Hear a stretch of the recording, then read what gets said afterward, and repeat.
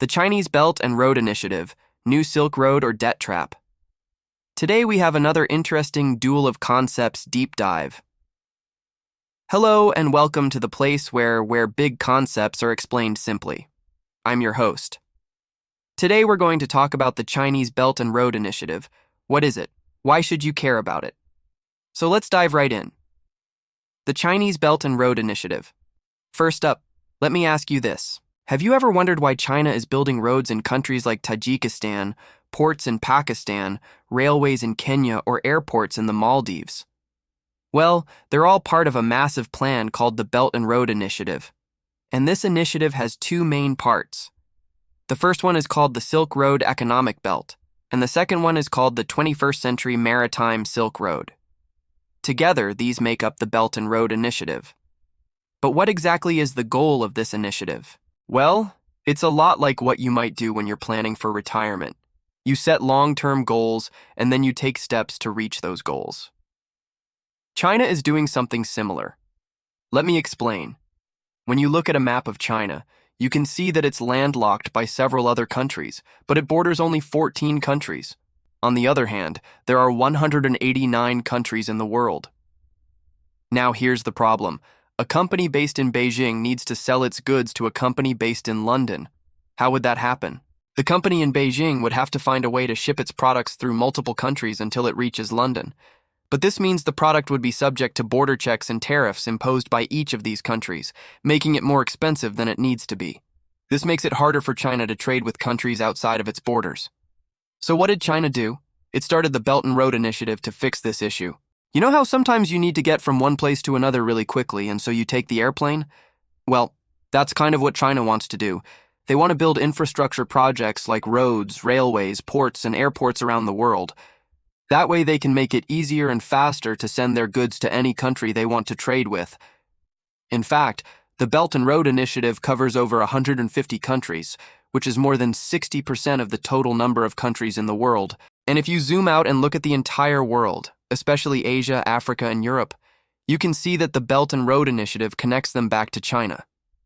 This will help China become a global power because it'll be able to control trade routes all over the world. This is the first reason why China launched the Belt and Road Initiative. It'll help China trade with other countries. But the Belt and Road Initiative isn't just about trading. There's another reason why China started this project, and it's very important. Let me tell you about it.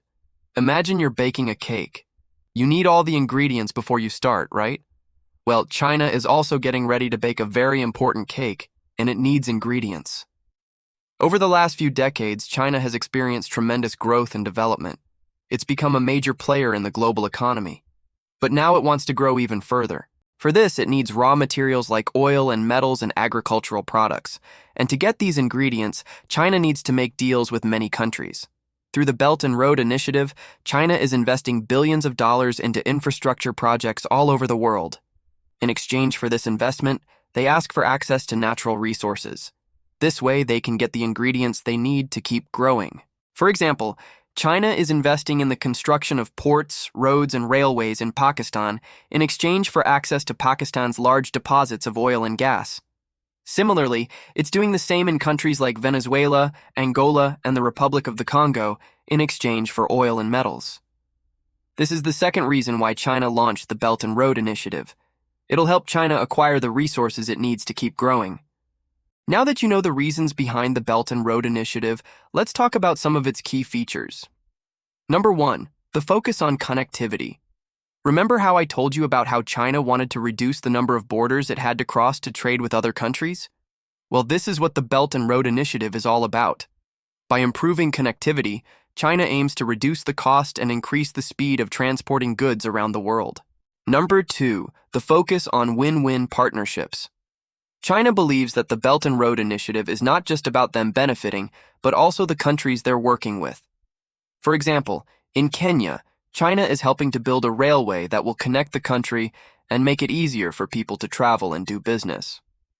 Number 3, the focus on sustainable development. China recognizes that many countries face challenges such as poverty and lack of infrastructure.